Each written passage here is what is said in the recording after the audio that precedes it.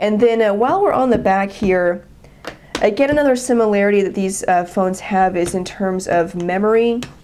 Both ship with a 2 gig card. You can see the slot here, so it's not necessary to remove the battery for either phone in order to get to the card. It ships with a 2 gig card, and they both support up to 32 gigs of external memory with a separate card. And then internally, both phones have 2 gigs of internal memory, though some of that is taken up by pre-installed apps that you can't uninstall. So on the memory front, exactly the same, ships with that 2 gig card. Here we have the battery. Now the myTouch Q ships with a 1520 milliamp hour battery, and the myTouch ships with a 1540 milliamp hour battery. So, slight differences there. Battery life for both devices were, again, nearly identical, even though, just kind of slight difference in the numbers there. They're both 4G devices, so battery life isn't spectacular, especially considering this small battery, a 1540, 1520, that's a small battery for an Android device, especially for an Android device that has 4G capabilities.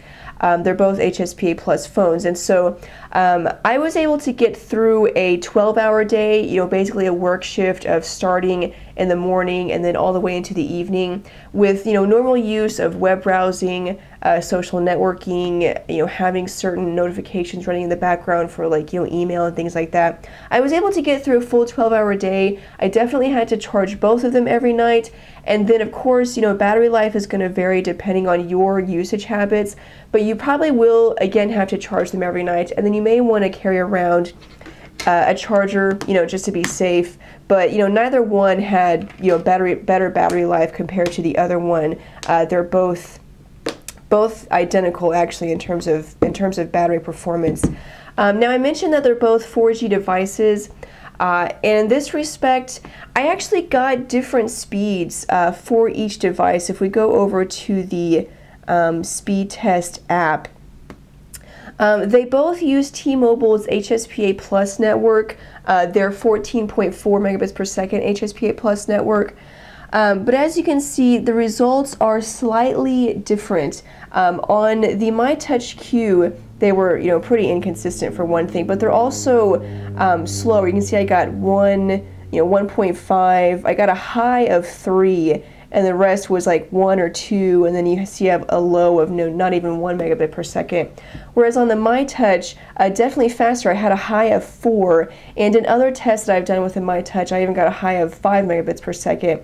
And then even then, my average was 2 to 3 megabits per second. So it's a slight difference, but this is kind of one of those weird things. Even though they're both pretty much identical, I still got faster speeds with the myTouch. Now, I don't know if that's an indication that they use different wireless radios for each device. I highly doubt that. I think it's probably just proof that you're going to get different speeds, even if it's, pretty much exactly the same device. I tested these in the same parts of the Dallas area, but as you can see, I got different speed results, speed test results. So that's probably going to be the same. That same is true for you. Now let's go back over and we'll do a couple of benchmark tests. Now both phones ship with a 1 gigahertz Qualcomm Snapdragon S2 processor. They both have 512 megabytes of RAM. So performance was actually pretty much the same on each device. I noticed a little bit more lag with the myTouch Q. There were more times when it would hang, when it would actually freeze, and I had to take the battery out. I had more problems with that on the myTouch Q as opposed to the myTouch.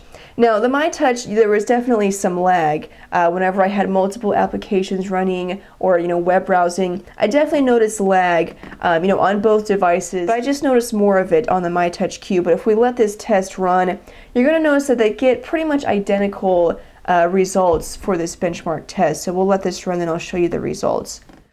Okay, so here we have the results. We have a 1,178 on the myTouch Q, 1,326 on the myTouch. So, slightly different, but, in the grand scheme of things, nearly identical. And, web browsing is also going to be pretty much the same on each device. Again, I'll go to the web browser. One more note about data. They do both support mobile hotspot for up to 8 8 connections, 8 devices.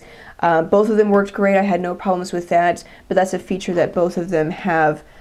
So we'll go over to phonedog.com. And again, this is one area where they're both going to be about equal in terms of performance.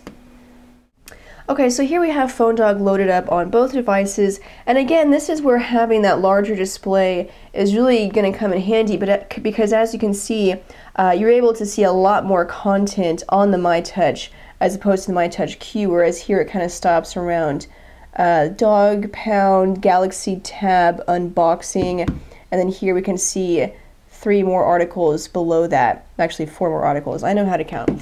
So you can see a lot more content with a larger display, and then again, being an AMOLED display, the graphics show up so much better, and then having a higher resolution just makes it that much better. So that larger AMOLED display is so much better on the myTouch as opposed to the myTouch Q, and then if we show pinch to zoom, neither one is really spectacular. That 1 GHz processor just really struggles. Of course, we have flash content loaded on this page, but as you can see, it's decent, you know, but just a little unresponsive. And then we're going to have the same problems on the myTouch Q with flash content loaded. So performs a little bit better on the myTouch Q, but again, you know, in overall performance, from my experience after testing out both devices, web browsing is really just about the same on both phones.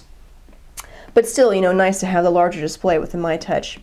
So that's just about it with the myTouch Q and the myTouch. It was kind of a short dogfight, but really, you know, there's only a few major differences between the two. Performance is basically the same on both devices. If you're wondering which one performs the best, they're both nearly identical because they both have the same processor, same amount of RAM, and then the same UI on top of that. So performance is exactly the same.